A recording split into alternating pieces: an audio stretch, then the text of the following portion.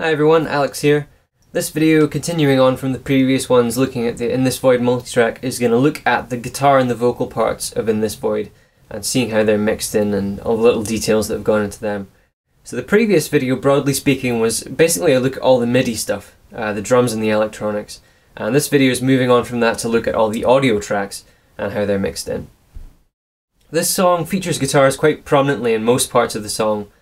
The first part I'm going to look at is the pre-chorus part, which is the first guitar you hear in the song, and it's actually quite a short part as well. So I'm going to look at it first in the original demo, and originally I just threw a completely random effect on here. It was actually the same effect that I was using for all the chorus power chords. I just threw a flanger and a stereo delay on it as well.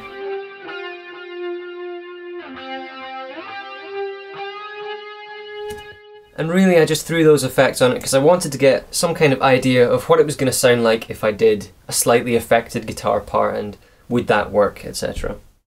When I came to putting it in the final version of the song, if I can actually find it, it's right there. I initially kept the same effect, but then I went back and I thought I should try out some other ones, and as it turned out I found this much better one, which is again taken straight from Logic, and I've actually not put any effects over the top of it. All I've done to that is just pan it slightly to the left and just the level so it mixes in quite well with everything else. And I think that effect is actually a much better effect. In terms of the chorus guitars, which you can see in this section here, I'm using a mixture of the rough demo recordings and the recordings that I did through the Line 6 Pod XT with the effect that I use on most of my other songs. The Logic effect is the classic rock stack effect, which is all set up and ready to go with a whole bunch of effects on it. And I personally think that sounds kind of quite flat normally. So what I did to it was just boost the high end a little bit. Gives it just a little bit more bite. With the Line 6 effect I use, I tend to reduce the high end a little bit, so you can see that EQ I've put on the Line 6 effect there, just cutting off the high end just a tiny little bit. So it's not such a coarse sound, something which is a little bit noticeable in some of my earlier music because I used to not do any EQ on this. So altogether I've got that Logic effect and the Line 6, which is quite a good sound altogether. There's also a higher octave part that is played with the Line 6 effect as well.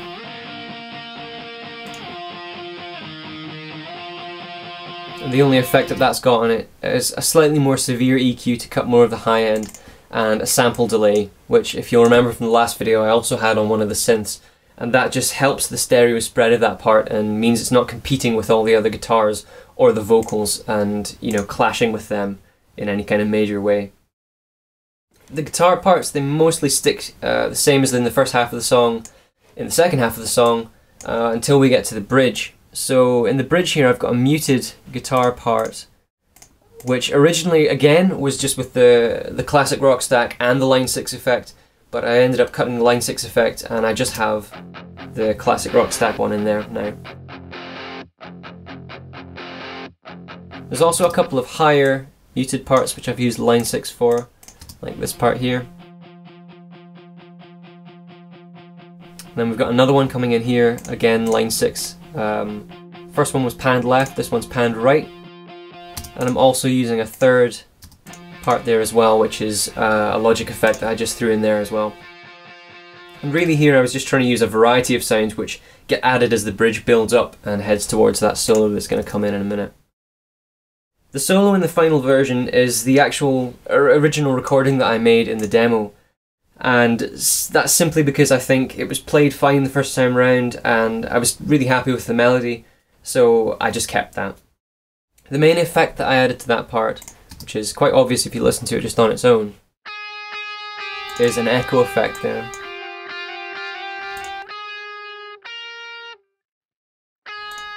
So the wet signal is mixed quite heavily in with the dry, and that's primarily to make quite a simple part melodically sound a bit more interesting, and I think it works well with the other synths and the guitar parts that are going on, just makes everything feel a bit heavier. And thereafter, until the end of the song, it's purely the same guitar parts as in previous choruses, and then some of the end guitar is just from the bridge again. and then the song ends. So we'll switch it up and look at the vocals now. So I've got all the vocals down here in red, and I think I have a master switch of all the vocals. Yep, so I'm going to unmute all the vocals, and we'll start by looking at those in the verse. Personally, I find it quite difficult to get the right balance of effects in a verse vocal part, because you don't want to affect it too heavily, because that'll be really noticeable in the final mix. Something that I always use, however, are compressors. Usually I'll use at least one, if not two, because to me it's essential that the vocal part has a really tight dynamic range so you don't miss the lyrics or get distracted by variations between quiet and loud parts of the recording. For this specific verse recording, I've put a very faint echo and reverb on there as well, and for both of these the wet signal isn't mixed in very much at all with the dry, and if I just play it on its own it's much more obvious here when you're just listening to it on its own. There's nothing you can do to slow it down. There, it's not enabled at all. Live with your choices. And back on again. Deal with the voices. I've also put an EQ on that track, cutting a little bit of low, boosting a little bit of the high, just to tweak it just a little bit to make it sound a little nicer. Another thing I've done with this verse part here, you can see this track's kind of split up into different sections. That's because I've cut out the breaths before each line. I used to leave these in all my music, but I've recently started cutting them out because I think it sounds less distracting and just maybe a little bit more professional. The lead chorus vocal consists of two separate tracks, and both are panned dead center in the mix. One of them is much quieter than the other, and is there really to reinforce the louder one. It's not too noticeable in the final mix, but it does give the lead vocal a little more punch. You've got to live this. You've got to know so if I cut that backing one, kind of a little hard to hear, but putting it in just does give the part, I think, a little more punch. Again, here I'm using a slight echo and a reverb on the vocal just for presence, to make it sound not completely dry. And here there are at least two compressors I'm running the vocal through, because especially in the chorus I think it's essential that it just doesn't get buried in the other instruments and you know, you're missing lyrics and it's all that kind of distraction. It's not very good to have.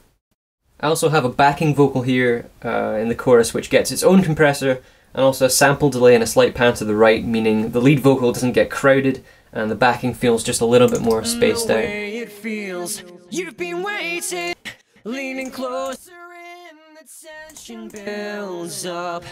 So I think that all comes together to give quite a nice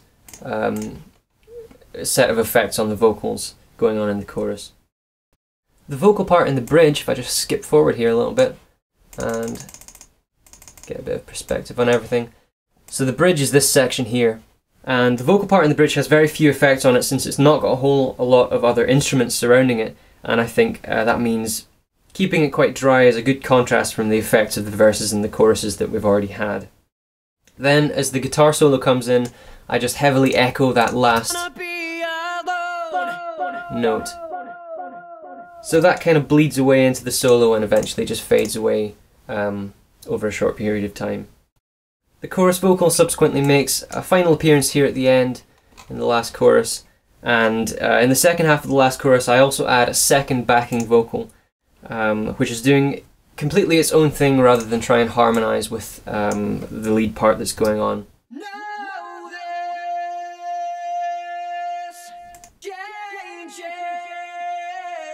So as you can hear, that's really heavily affected, most prominently with the chorus effect that I've put on there, the chorus effect there. Some stereo delay and then a sample delay to really push it out to the sides of the stereo field, so it sounds like it's far off in the background. Really didn't want that to compete at all, and you can kind of pick it out individually as you're listening to the song. It's not kind of mushed in with everything else. So I like having that distinct, separate vocal part that's going on there at the same time. Before you understand the way it feels, you've been waiting and nothing's changing. As the darkness grows, the tension builds up. So that's the vocals of In This Void. So I think I've probably covered the main little interesting things about the guitars and the vocals and how they're mixed into the multi-track along with everything else. But if you do have any more questions, feel free to leave a comment. I hope you've enjoyed this short little video series looking at the multi-track. If you want to see more videos like this in the future, then please do let me know. You know, if there's a specific song you want me to look at or go into a bit more technical depth on some of the effects that I'm using, just let me know in the comments, and thanks for watching.